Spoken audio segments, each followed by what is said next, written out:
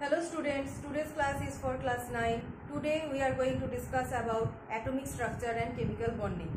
In your previous class I have explained the term atom, discovery of electron, subatomic particles and the properties of cathode rays. Okay. In today's class we will discuss about the rest of the properties of cathode rays. Okay. So the topic is properties of cathode rays. I have explained the three properties of cathode rays. One is it travels in a straight line. The second one is it can be deflected by electrical field, and the third one is it is negatively charged. So here the fourth point is whenever cathode rays fall over a metal plate, then it can generate X-ray. So the X-ray generation by cathode rays is one of those properties. So cathode rays can generate X-ray. Cathode rays can generate X-ray when fall on a metal plate. Suppose the metal plate is tungsten, generate X-ray when falls on a metal plate like tungsten. Tungsten is a metal. Tungsten is a metal and it is represented as W. Okay. So cathode rays can generate X-rays. And the fifth point is it can also generate fluorescence. Suppose we have placed a glass called soda glass. Okay. There is a type of glass, soda glass. When cathode rays falls on soda glass, they can give a very bright green-yellow fluorescence. Fluorescence is the emission of a very bright light. Whenever a light of certain wavelength fall over a substance, it can give fluorescence. That is the emission of a very bright light. So that property is also shown by cathode rays. That is, cathode rays whenever fall on a soda glass, they can generate greenish yellow fluorescence. So they can generate greenish yellow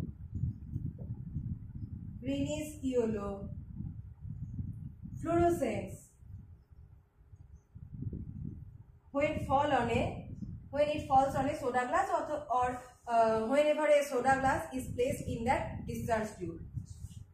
They can generate greenish yellow fluorescence when fall on a soda glass. Okay, soda glass. This is the fifth point. The sixth point is it has penetration power. It can penetrate through matter. That is, it is not deflected by matter. It is deflected by electrical field. But whenever it is fall on a matter, it can penetrate through the matter. So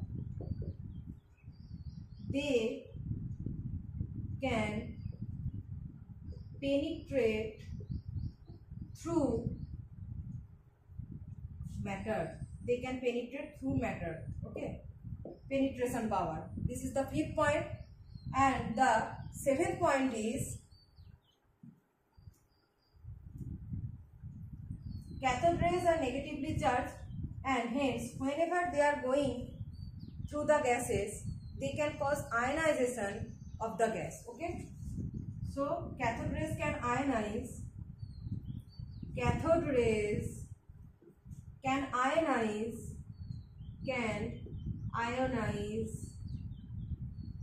a gas. Cathode rays can ionize a gas.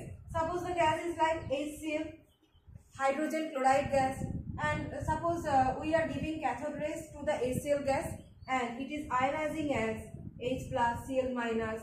These are ions. Okay, HCl is neutral, but whenever cathode rays are falling over the HCl gas, they can generate such type of ions. So they can ionize gases. Okay. Now here one important point, that is the eighth point, number 8. That is the charge by mass ratio. E by M ratio, which is called E is equal to charge and M equal to mass, charge by mass ratio. and this ratio is fixed for any electron irrespective of the nature of the gas. Suppose we have taken chlorine gas and oxygen gas. For both gases, the E by M ratio of electron will be same. So whatever the gas is, the E by M ratio is same or fixed for every electron irrespective of the gas. So E by M ratio is same for every electron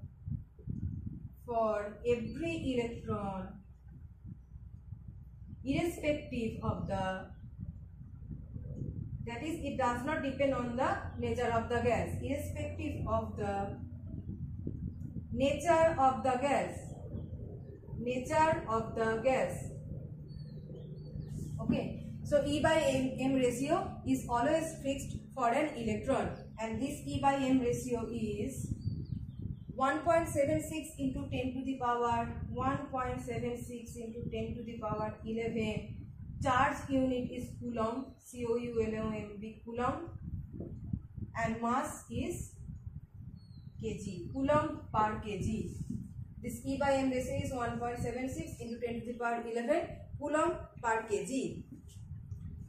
And we have discussed three properties, that is, they are deflected by electrical field, they can pass through matter, that is, they can penetrate matter, and for any opaque objects they can produce shadow, just like sunlight. Sunlights are producing shadow for any opaque objects, and that is also applicable for cathode rays. So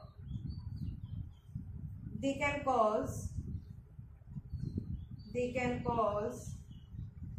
shadow for any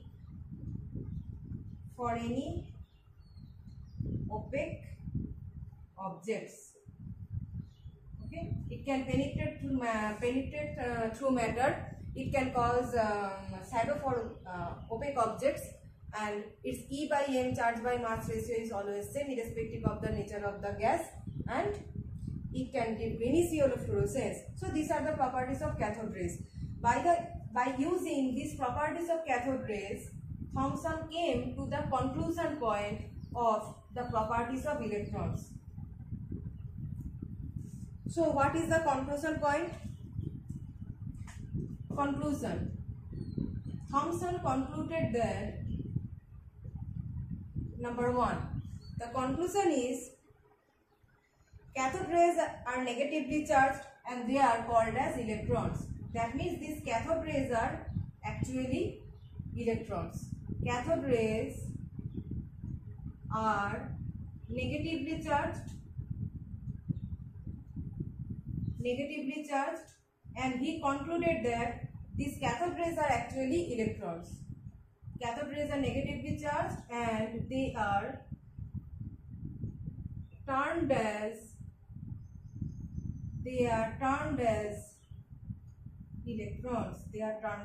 So this is the first conclusion of, that is, he is getting the idea of electron from this cathode rays. Okay, this is the first point. So these are the integral part of any atom. Without electrons, atom can't exist. So cathode rays or electrons are the integral part of any atom. So you can write these negatively charged particles. These negatively charged particles are integral part of any atom. No atom can exist without these negatively charged electrons or cathode rays that are generating.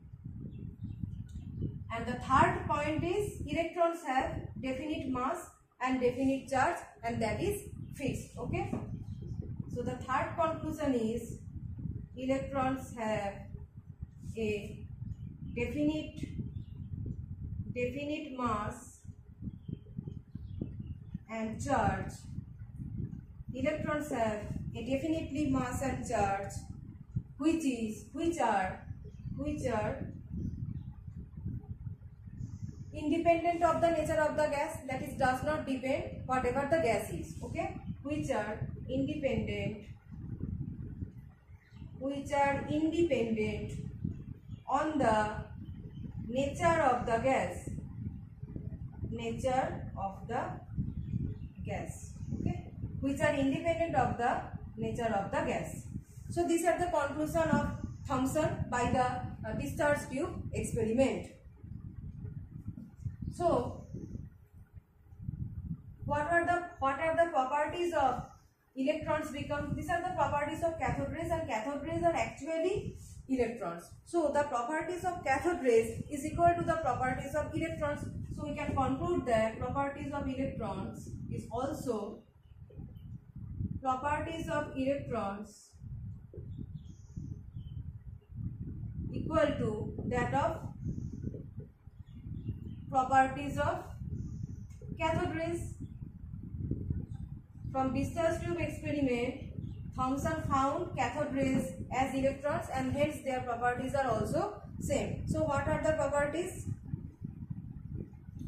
All electrons are alike. All electrons are alike in every aspect. In every aspect. Okay. Okay. This is the first point. They are same. They are the constituent part of any atom. I have explained that is electrons are. This is also one properties of electron, that they are the integral part or part of an atom. Okay. And the third point is, second point is part of an atom. They are the part of an atom that cannot be separated, integral part of atom. The third point is their charge.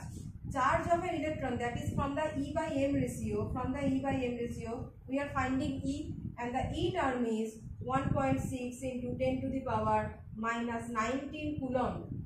Minus 19 coulomb.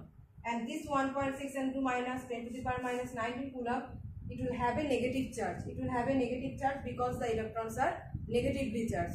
So this is 1.6 into 10 to the power minus 19 coulomb, and the mass M is 9.11 into 10 to the power minus 31 kg.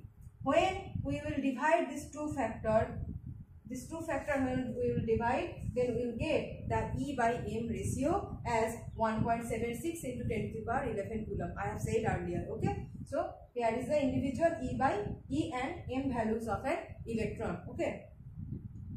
And electron is definitely very small in size.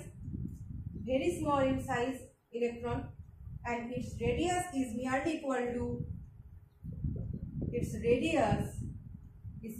equal to 1.1 into 10 to the power minus 15 meter.